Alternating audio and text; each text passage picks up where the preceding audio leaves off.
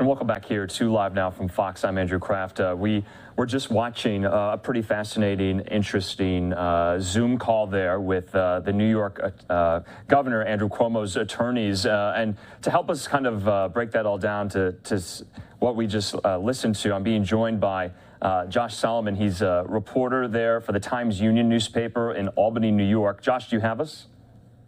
I do. Thanks so much for having me on. Yeah, thank you so much. You were watching this as well, and this all comes after the first official criminal complaint against Governor Cuomo was filed today in Albany. The complaint was filed with the Albany County Sheriff's Department. It's the first known instance of a woman making an official report with law enforcement. What were your key takeaways from this Zoom call with the attorneys today? Well, I think it was consistent with obviously they elaborated here, but it was consistent with the messaging that the governor's office has put out in the last few weeks, really kind of in line with the date of a letter that they sent to the Attorney General's office on July 18th, where they were disputing their ability to some of the facts, particularly with Lindsey Boylan. Basically, since then, you've seen the governor's office actively on Twitter or social media, wherever it may be, press conferences, dispute the credibility of the investigation, dispute whether the questioning from the attorneys hired by Attorney General to whether the fact finding was credible, and they went through several points that they take issue with, and ultimately they've asked for transcripts to really they want transcripts. It's kind of like to look at the type of questioning, whether there was more leading questioning from the Attorney General's office to find a desired outcome. And they have issue with a few of the high-profile complaints in it, which is in conflict with some of the reporting that the Times-Union has done and just raises some extra questions there. Yeah, and Josh, I was, barring the technical difficulties that it was experiencing, which was quite awkward and kind of indicative of the attorneys being put in this spot earlier today. Do you think just the fact that the attorneys themselves had to come out and have a press conference on these allegations, kind of going line by line in Tish James's report, casting aspersions on the independence of the report, the independence of the investigators, saying that 179 people were interviewed, only 41 of them under oath, and so they were really trying to almost delegitimize the report itself. Was that one of your takeaways? I think that they were definitely trying to say that the credibility of this report should not, and you heard that at the very end from Attorney Gov and the private counsel to Andrew Cuomo, that this report was unfair, that this report should not create, she was saying this report now creates some new standard, or the takeaways from it, some new standard of what's an impeachable offense. And she said that and Governor Cuomo was ambushed, and that some of the incidents reported there did not happen.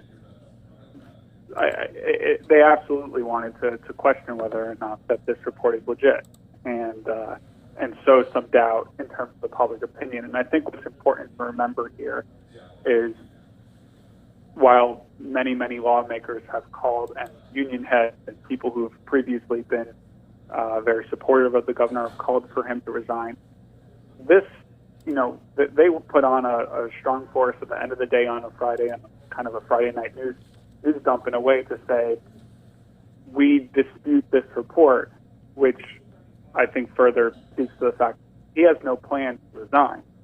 In fact, they're going to continue to contest this, which brings us to a question of how this will play out in terms of impeachment, which ultimately matters in terms of, do they have the vote to impeach Governor Cuomo?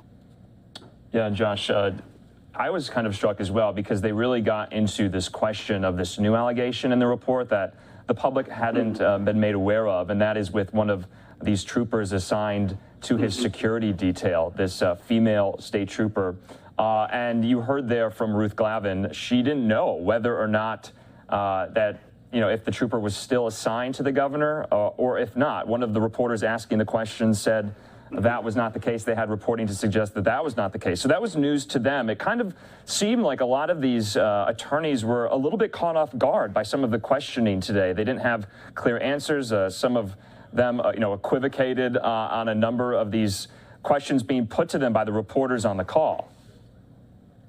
I was surprised they took questions. I really was. I mean, they've insulated themselves from questions. In general, they did take a couple questions from they took questions from great reporters and could expect that there were going to be tough questions there.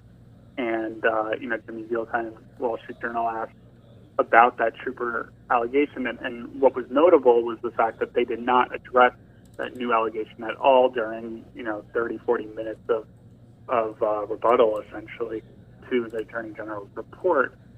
That what it sounded like a lot that they hung their hat on was this happened on November 16th. We're positive that some of these issues. I guess this is the executive assistant I'm thinking of now, but a lot of allegations here. But one of the pieces that they hung their hat on was saying this happened on November 16th. We have evidence it didn't happen. We don't believe it happened. Our reporting, my editor, Brendan Lyons, who's led a lot of this reporting, especially on that sexual, what the attorneys characterized as sexual assault if it happened, the groping of an assistant. His reporting today indicates that this person says it didn't happen on November 16th. The Attorney General's report does not specify necessarily that it happened on November 16th, but the governor's defense is this did not happen on November 16th. Yeah, and we could get into so much of this. We do have the time, thankfully. I was really struck by the fact that they were quite annoyed, it seemed, that they did not have a forewarning or a heads up that the report was coming this week. I mean, it had been reported that the report was going to be wrapped up soon, but they mentioned that several times where, they didn't get advance notice that this was coming. And I've been kind of reading around a little bit. That's not very customary, especially within state investigations, is it? I don't believe so, but what struck me on that, my takeaway on that, was that Attorney Glavin released an 85-page rebuttal to the Attorney General's report the same day within hours of that report being released. I think somewhat, something of 25 pages in that report were words, and then there was a series of photographs of people the governor for years the governor has hugged with, held hands, whatnot, including one photo of who that report labeled as the Senate Majority Leader Andrea Stewart Cousins, and mislabeled her. It wasn't her. It was another black woman that they labeled was Stewart Cousins in that photo. So they put out a taped statement from the governor as well within a couple hours. So that Glavin was saying, we had no notice. And then, kudos to her if she was able to put out a 85-page report in response to a 165-page report with an additional 500 pages of appendix. Definitely. To dispute the accuracy of it. So, and we also know that the governor's office has lied to the Times-Union based on the information and the allegations in Attorney General James's report. So there's definitely some questions of the credibility here. Just a few more questions for you. I was struck by the fact that they said that they still don't know everyone who was interviewed by the Attorney General's office. That struck me. Also, I want to read to you what Ruth Glavin said. And this really struck out to me. She said, quote, "The whole world is watching right now. People are not going to be retaliated against by Governor Cuomo." What did you make of that? Quite interesting. She was responding to a question of how, here's someone who's claiming that they experienced, these issues with sexual harassment. how safe are they? What are you doing to protect her? And she's saying, well, everyone's watching. She's safe. That was her number one defense there. I think that speaks a lot to. She was prepared to answer a lot of questions, and she knew exactly what she wanted to say on a lot of pieces. And she was saying, this person is protected because everyone's talking about this issue right now.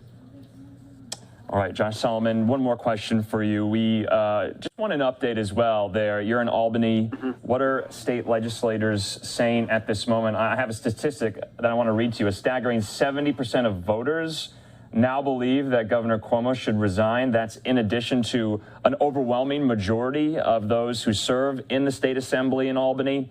So where are we right now? Impeachment is moving quite swiftly, isn't that right? Definitely. The Assembly Speaker, the lower house speaker, said that we're going to move expeditiously in terms of impeachment.